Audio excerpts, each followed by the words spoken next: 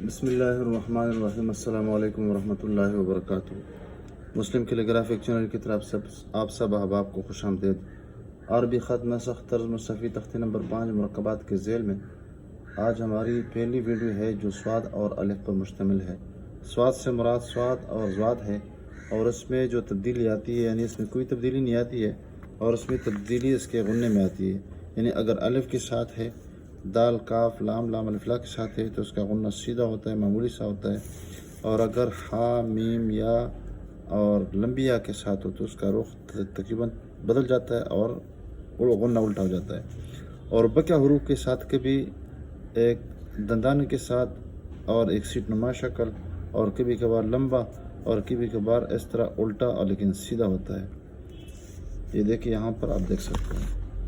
اس کی جو لوکیشن ہے وہ تقریباً لکیر سے جو ہم اس کے لیے کھینچتے ہیں تقریباً 2 قط اس کا سرا ہوتا ہے، اور یہاں پہ یہ جو پٹی ہوتی ہے یہ بالکل لائن پہ، البتہ اس کا جو سرا ہوتا ہے اس پٹی سے شروع ہوتا ہے، اور پھر یہاں پر اوپر جب ہم چلے جاتے ہیں تو یہاں پر تھوڑا سا اس کو موڑ دیتے ہیں، اور موڑ بھی اس طرح نہیں بلکہ سیدھا، اور پھر یہاں پر تھوڑا سا دبا دیتے ہیں، اور پھر یہاں پہ زیادہ اس کو کھٹ لگا دیتے ہیں، اور پھر اس کے بعد یہاں پر اس کو گول کر دیتے ہیں۔ تو یہاں پر یہ تقریباً پونا قط ہو جائے گا، اور یہ پورا قط اور یہ پورا قط، اور یہاں پر یہ تقریباً چوتھا یا 5واں حصہ، اور یہاں پر یہ بھی 1 قط ہو جائے گا، اور یہاں پر یہ تقریباً چوتھائی قط یہ بن جائے گا، یعنی نصف سے بھی کم قط اس کی موٹائی اس کی الف ہو جائے گی۔ اور اندرونی شکل سواد کی جو ہوگی وہ تکونی نما شکل ہوگی، لیکن بہت چھوٹی شکل ہوگی، اس کو ہم زیادہ نہیں موٹا بنا دیں گے۔ اور باہر سے ویسی بھی یہ جو اس کا چونچ بنا دیتے ہیں، بعض لوگ اس کو شروع میں بنا دیتے ہیں اس طرح، لیکن ہم آخر میں اس کو بنا دیتے کوشش کرتے ہیں۔ تو سواد میں کوئی تبدیلی نہیں آتی سوائے اس کے غنہ کے، اور الف تو ویسی بھی اگر مفرد ہے تو اس طرح الف بن جاتا ہے، لیکن اگر آخر میں ہے تو یہ بھی اس طرح ایک قسم کا ٹھیڑا بن جاتا ہے۔ البتہ لکھنے میں تھوڑی سی میں انشاءاللہ تفصیل کے ساتھ بتا دیتا ہوں۔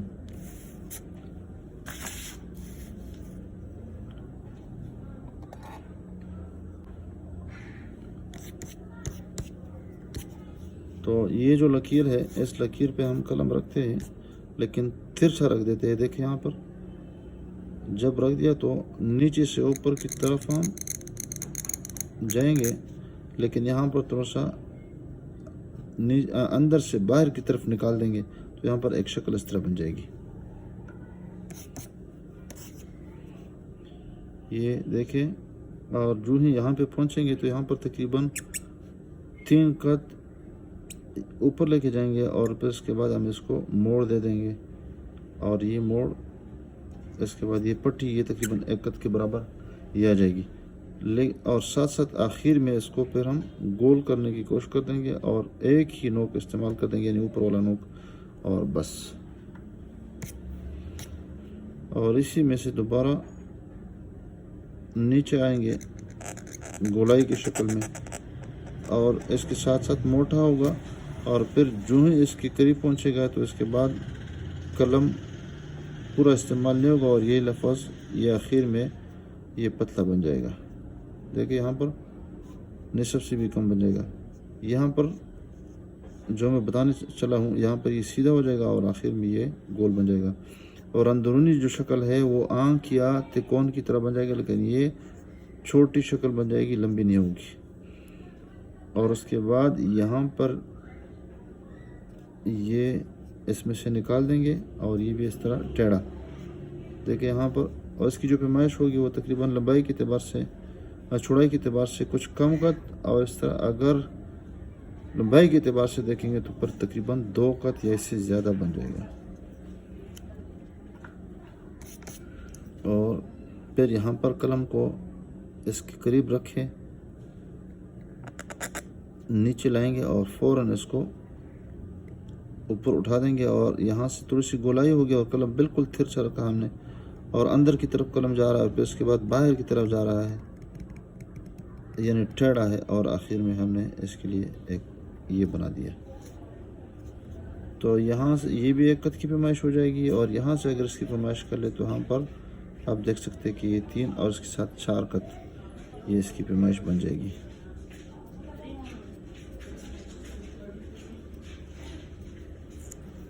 यहाँ ये थोड़ा सा ऊपर से की तरफ जाएगा, फिर ज़मीन के साथ मामूली सा इसका पेंदा लगेगा। ये समझ लीजिए कि इसका ये पेंदा है और इसमें थोड़ी सी गोलाई भी है, ये देख सकते हैं। और ये जो है ये सीधा है और ये एक ही सीध में हम इसको रखेंगे, जिस तरह उर्दू में लिखते हैं और ऊपर से नीचे की तरफ नुज़ूल होता है, लेकिन यहाँ पर नुज़ूल कोई नहीं है, बल्कि यहाँ पर इसको सीध में हम रखेंगे। कट पेन के साथ अगर हम लिखें तो इसमें और भी आसान है, देखें। और फिर उसके बाद ये देखें, और गोलाई के शक्ल में इस तरह नीचे आएंगे और ये कलम का ऊपर वाला नोक में इस्तेमाल किया और फिर उसके बाद नीचे आ गए, फिर उसके बाद हमने सीधा बना दिया और ये इसके बाद ये नोक इसके लिए हमने इससे निकाल दिए। यहाँ पर भी वही पैमाइश है और यहाँ पर वही गोलाई है, यहाँ पर ये पतला है और ये इसका की जो पैमाइश है गुन्ने की, और ये 3 या 4 का, और ये आखिर में इस तरह टेढ़ा भी पहुँच सकता है। मार्कर के साथ भी यही तरीका है।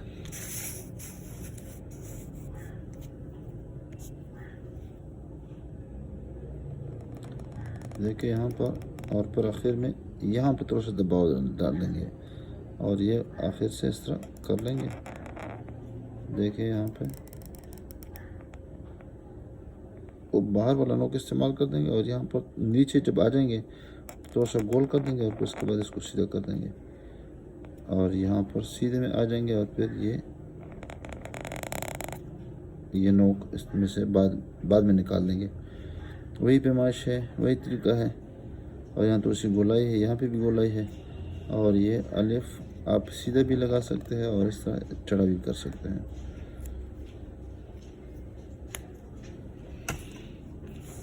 बाल पेन से अगर लिखें तो यहाँ पर भी वही तरीका है। देखें, ऊपर जाएंगे, फिर यहाँ पर सीधा और फिर आखिर में थोड़ा सा दबाव डाल के थोड़ा सा गोल करने की कोशिश कर देंगे और फिर इस तरह नीचे आ जाएंगे और फिर यहाँ पे गोल करने की कोशिश कर देंगे। बहुत मुश्किल लफ्ज़ है, आसान लफ्ज़ नहीं है, और लेकिन मैंने काफ़ी आसान बनाने की कोशिश की है। देखें यहाँ पे, फिर इसके बाद ये बना देते हैं और फिर इसके बाद ये नोक। उम्मीद है आप इस वीडियो को पसंद फरमा देंगे। अस्सलामु अलैकुम वरहमतुल्लाहि वबरकातुहू।